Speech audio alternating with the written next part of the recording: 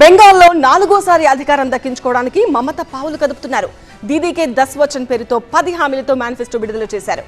యువత, మహిళలు, SC ST వర్గాలను ఆకట్టుకునేలా పలు పథకాలను ప్రకటించారు.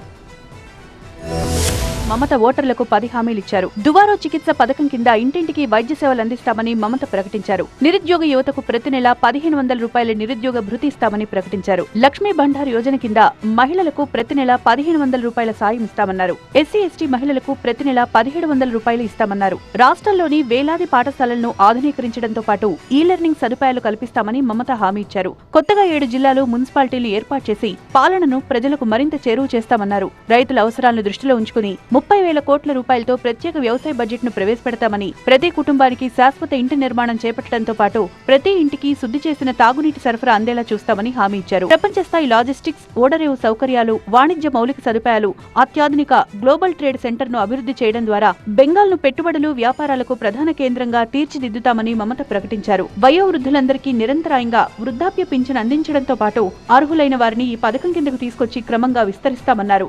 బెంగాల్లో ఏప్రిల్ 23, 29 తేదీల్లో 2 దశల్లో పోలింగ్ జరగనుంది.